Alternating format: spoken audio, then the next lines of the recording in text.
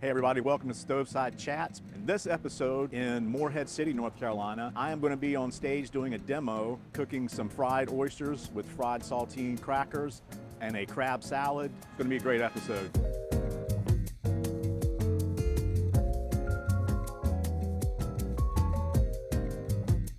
Hey guys, welcome. Thank you so much for being here. My name is Chad Blackwelder. I was a chef for many years and then I came to my senses and got a job with the government. So today I'm going to be doing kind of an appetizer. Have you guys ever had fried saltines?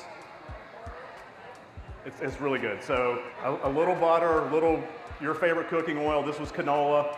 They really take about 15 seconds to fry. When they come out, hit them with your favorite seasoning.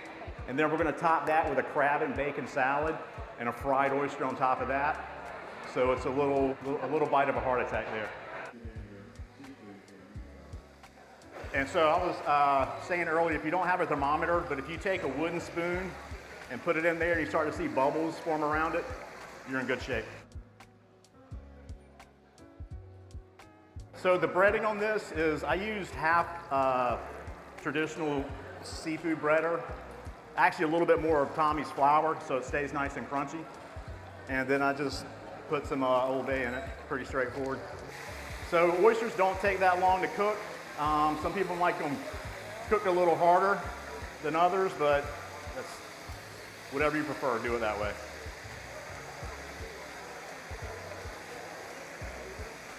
These are pretty big, so I'm probably going to cook these just a little bit longer than normal, so they'll hold their crispiness as we pass them out.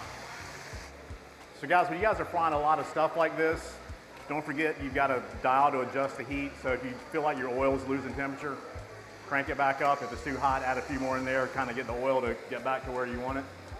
All food is going to keep cooking until it's cooled off, right? So keep that in mind.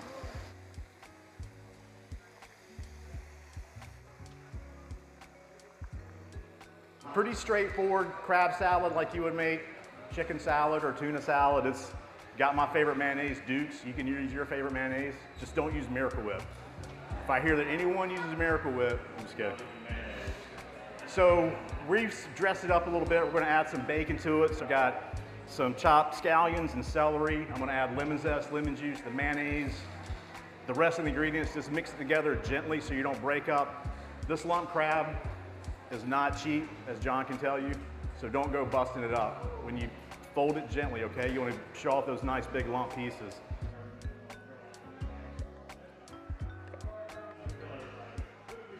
I've got the crab salad mixed up here. Kind of looks like chicken salad or tuna salad, but it's got the bacon in there, the lemon, the scallions.